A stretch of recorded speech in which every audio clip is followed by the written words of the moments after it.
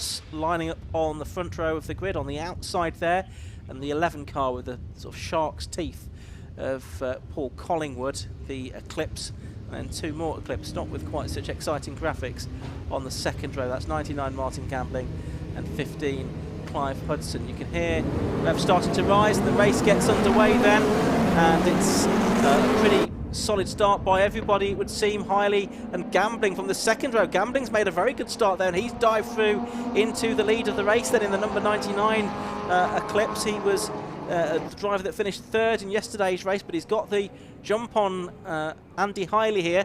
Clive Hudson's there in 3rd. Lewis Ward is in 4th position, and Paul Collingwood's in strife.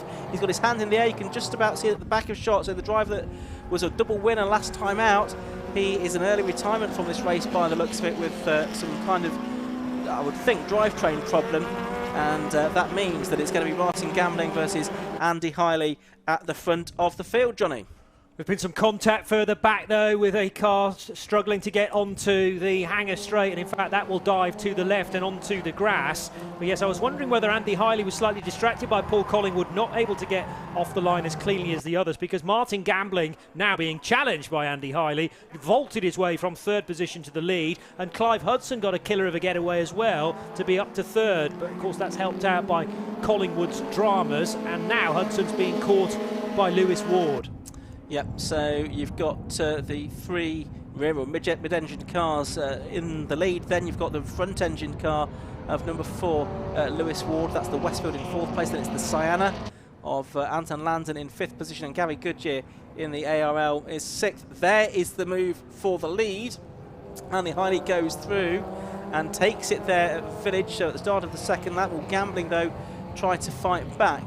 Yesterday's race saw Hiley extend his lead to nearly 4 seconds in the end, so it'll be tough for Gambling to try and fight back here in the Eclipse, and possibly his race might be spent more so thinking about defending from Clive Hudson. But drama there for number 77, that's Brad Snow, who was 3rd in Class B yesterday, already though out of the race here today, I'm afraid. Still trying to work out who we lost on the first lap at the start of the hanger straight, but I wouldn't be surprised to see that first section of the second straight around the lap to be affected by yellows. Yes, there's a green flag part way down, so no overtaking currently coming out of there. Also trying to work out where Brad Snow has come to a halt, but it's not in that section of the lap at least. It's at Village, we can see on the CCTV. Gotcha, okay. At Village, yeah. Yeah, so left-hand side of turn 3. So that area is going to be affected by yellows as well. 2 local yellow spots for everyone to be mindful of. Andy Hiley's led the second lap though by 2.2 seconds now ahead of Martin Gambling.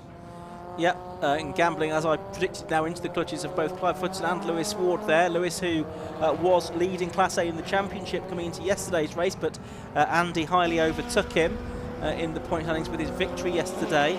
Ward saying that his Westfield isn't as well suited to this circuit as some of the other cars out there, so I think he was pretty chuffed yesterday to get a 4th place out of it. As Clive Hudson now challenging Martin Gambling for 2nd place. I thought he was going to go and try around the outside into Stowe Corner that time, but that didn't quite work out, so he tucks back in behind. Anton Landon on his own in 5th position, and likewise Gary Goodyear a bit lonesome in 6th place as well. Hudson having another go, this time up the inside into the Vale, the 2 cars overlapping, but he looks back in behind Gambling, who runs wide as they go into Club Corner. They're almost 3 wide for 2nd, 3rd and 4th as they go through Club, but they all come out in the same order.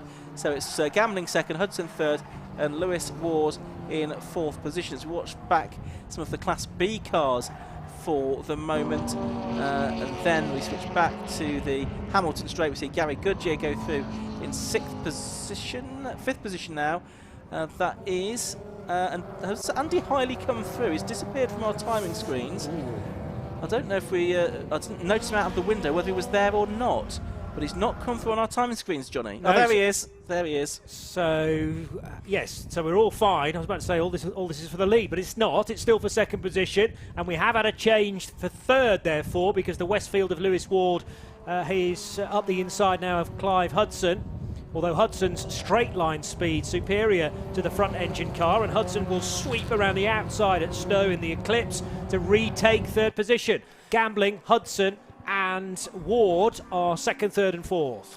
Yeah, they just go past the Hambley Coupe, the closed-top kit car with the Ford Fiesta running gear. That's a lap down. And, oh, hand in the air for Lewis Ward now. And that's because we've got the safety car flags out. So he's letting everyone know that he is slowing up and that the safety car boards are out.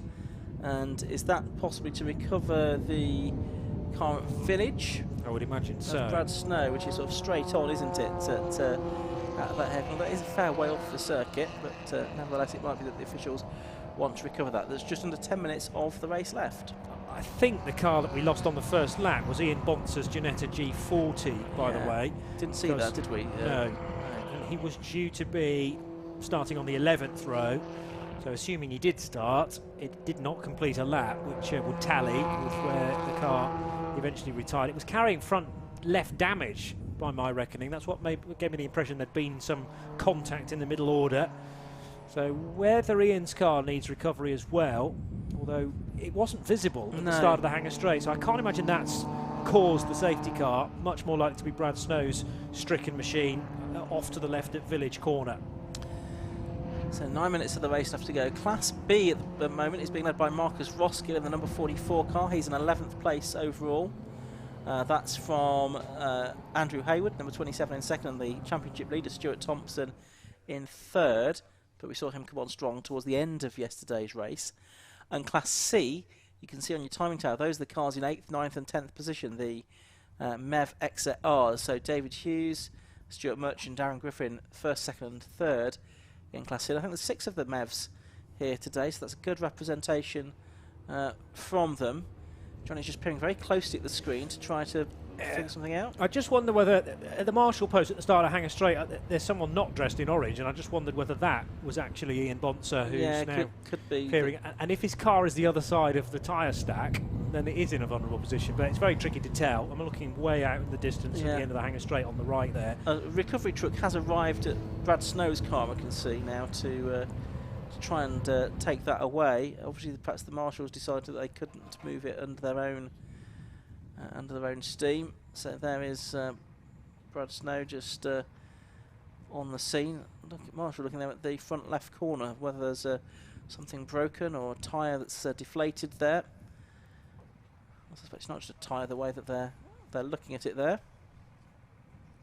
But the recovery crew getting that hooked up to be towed to a position of safety just as soon as is possible.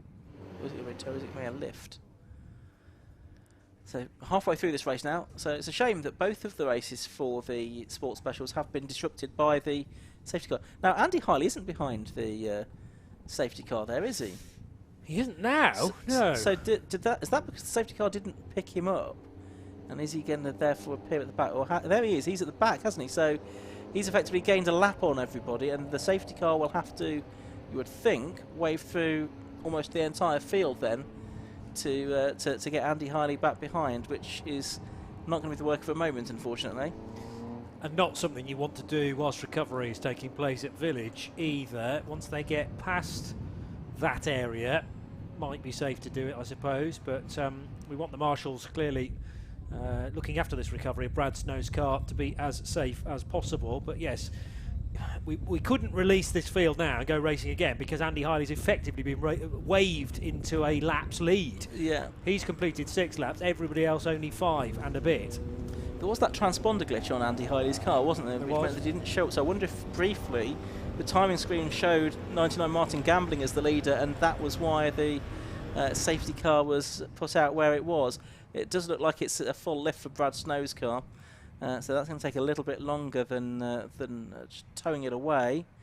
So I don't think, unfortunately, we're going to have too much more time left for racing by the time all of this is completed. But it does need to be moved from that position at Village. So the car's been winched into the air now, and we'll put it back on. So we've not got any cars being waved past, which I thought there might be. So we'll see what is done here about this, with 5 minutes and 40 seconds left to go. But basically Andy Hiley does have effectively nearly a full lap's lead on everybody else as things stand. So Snow's car now on the back of the flatbed there, Johnny. Yeah, and showing, well, a number of scars on that front left corner. A well out of shape steering wheel on the left side. I'm trying to work out whether there's any damage on the rear left as well. Difficult to tell from that perspective. It's not as simple as just allowing Andy Hiley to overtake all these cars either, because that would really put him a lap ahead of everyone else. So you're going to have to, if this is to be righted, allow everyone to overtake the safety car and then provide them sufficient time to catch up with Andy Hiley. Andy will say, well, I had a bit of a lead anyway, so I don't really want Martin Gambling right on my tail at the restart. Under safety car speeds, it's 2 minutes and a quarter, in fact, as an advantage. That will condense to more like 1 minute and 10. Well, possibly more like a minute, actually, when we restart. But Andy certainly didn't have that sort of an advantage when we went caution. No, and I think we're running out of time, aren't we, to be able to wave the field through here. So it may be that a decision has to be made, possibly, just to go with a restart like this, which is far from ideal. It's either that or effectively get no more racing laps in. Yeah. Now they are waving through Martin Gambling. I imagine the recovery truck has now moved away from the scene, so it'll be interesting to see how much time these drivers are given to catch up with the field again. I suspect not necessarily too much. It might be that the safety car in any case goes in at the end of this lap, having driven a relatively slow lap with just Andy Hiley behind it once these cars have got through. Well, there is an argument to say that Martin Gambling, Clive Hudson, Lewis Ward were never going to win this race, I suppose. So, you know, it's a bit of a grey area as to how much of a lead Andy Hiley would have had. Well, clearly, if the safety car had worked correctly, he wouldn't have had any of the lead. That would have given us a more interesting end to the race, but not necessarily reflective or a good idea of how the race was panning out beforehand. At least Gambling, Hudson and Ward will be kept together. And let's hope that we get one racing lap, maybe a couple, before the checkered flag is shown. One car now behind the safety car, which is Andy Hiley's. So still yellow flags waving, of course. So we've got Gambling at L.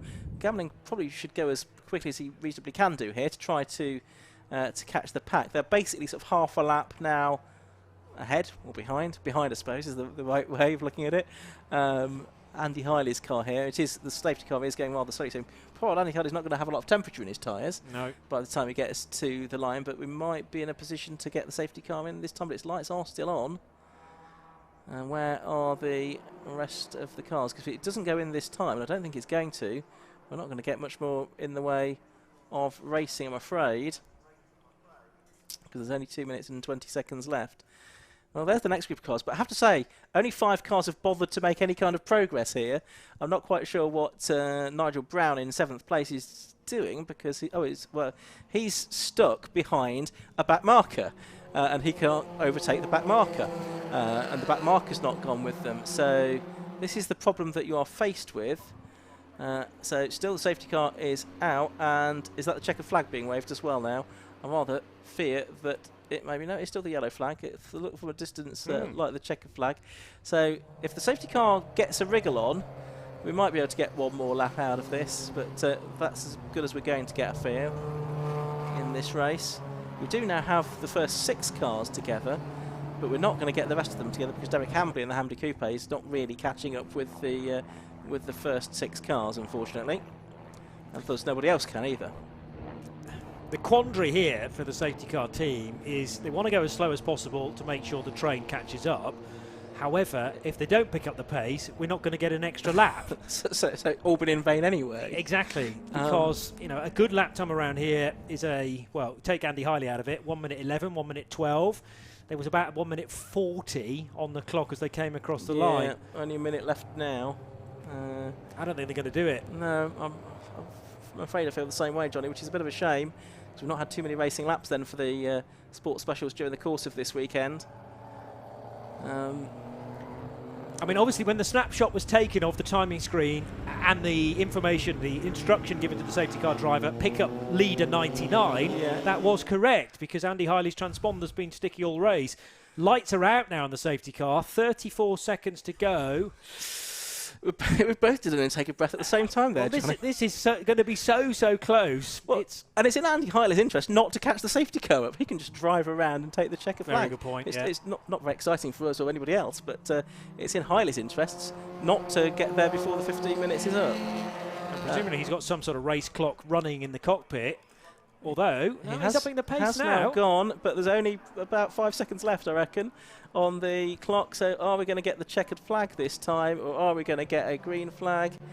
Around club corner, up to the line comes Andy Hiley, and it is a green flag that we get. So we are going to get, by the looks of it, one more lap of racing here. That's probably going to be all it is. So it's Hiley leading, Gambling in second, Clive Hudson third, and in fourth place it's Lewis Ward as they head through Abbey for the 10th time. So Hiley getting the jump, but far from decided for the final podium positions as Hudson tries to go late on the brakes, not quite level with Gambling, and in fact Lewis Ward in the Westfield trying to pick him off. He goes for a much more audacious run through this sequence of corners at the link. Front tyres scrabbling for grip as Lewis Ward asks a little bit too much of them. But he got a good slingshot out onto the hanger straight and should have the inside line if he can keep level or indeed get ahead of Clive Hudson. But we know Hudson's car has got good straight line speed and it will stay in third position at Stowe. And it's much more slippery through the air, isn't it, than the brick-like Westfields behind it. So it looks like it's going to be Hudson good for third position there. Hiley is already turning his way into the Vale. He's a couple of seconds ahead probably of Martin Gambling in second place, but the rest of them falling over each other for third position. Checker flag this time is being made ready, and it does indeed go out to Andy Hiley, who wins the latest round of the Sports Specials Championship, the FreakyParts Sports Specials Championship. Second place goes to the way of number 99 Martin Gambling, third to Clive Hudson, fourth to Lewis Ward. This within Class B though is a battle for position. That is Stuart Thompson. He's trying to keep Andrew Grant, of course, who starts at the back of the grid at bay to take P3 here, and he's going to do it within that class, so that's important. But Marcus Roskill, look at him celebrating in that number 44 car. He is absolutely over the moon because he has got a class victory there in the number 44 car, the Silver Phoenix, one of the older cars on the grid, I think, and just looking at it, yeah, that's certainly his first class victory of the season. So Marcus Roskill in the 44 car gets the class win from Andrew Hayward, and Stuart Thompson just clinging on that final lap from Andrew Grant's Caterham. Yeah, a clumsy old race really, and difficult to know how better to officiate that once we were deep into a hole, and not of anybody's making really, just the fact that Andy Hiley's transponder wasn't triggering every lap. So the leader was picked up, just wasn't actually the leader, and then some reshuffling that needed to be done to restart the race fairly. Interesting that we did actually squeeze an extra lap out of it beyond the 15 minutes to at least get a bit more action for the paying customers in that race, but it all will be explained to Martin Gambling and Clive Hudson, Lewis Ward, I am sure, in due course. Congratulations to Andy Hiley, who kept his head throughout. Yeah, he did. So number 53, Andy Hiley, taking the victory then by 2.14 seconds. Second place going the way of number 99, Martin Gambling. Third place, number 15, Clive Hudson. Fourth, number 4, Lewis Ward. In fifth place was 64, that was Anton Landon. In sixth place, number 56, Gary Goodyear. Seventh, number 76, David Hughes. Eighth was number 10, Nigel Brown. In ninth place, number 7, Stuart Much. In 10th was 42, Darren Griffin. So Stuart Much actually won, no he didn't, David Hughes won Class C in the end from Much and Griffin. Class B and 11th overall went to number 44, Marcus Roskill. From number 27, Andrew Hayward in 12th. 30, Stuart Thompson 13th. Andrew Grant was 14th in 52. And Mickey Scott was 15th in car number 58. So that rounds off the Sports Specials action for this weekend. And next up, it is, as it was for the 750 Formula Cars, a Cadwell Park, Mallory Park conclusion to the season. So Cadwell Park in September, Mallory Park in October. 4 more rounds to go. It's looking good for Stuart Thompson for the overall championship, and Andy Hiley, after a bit of a rocky last meeting, he seemed to be back in control in Class A with 4 races left to go. I think we are going to hear from our top 3 of our class winners here. You can see certainly Andy Hiley and Martin Gambling have stopped down there. Chris Stevens is ready and waiting and waving at people, and we will hopefully hear from Chris et al. In just a few moments' time. Now you see the wing building, you can see the Formula 1 podium on the end of the building. We're not using that though this weekend. because we're talking to the drivers down there at ground level, just as they make their way back in at the end of the race. You can see there's the viewing area from the wing building as well. You can see some spectators looking down from the second floor of the wing, looking down at the view over the pit lane. It's a good viewing spot there. You can dash around from one side to the other to get a different view of the circuit. Anyway, let's head down to the pit lane once again. Chris Stevens is with our successful drivers from Sports Specials.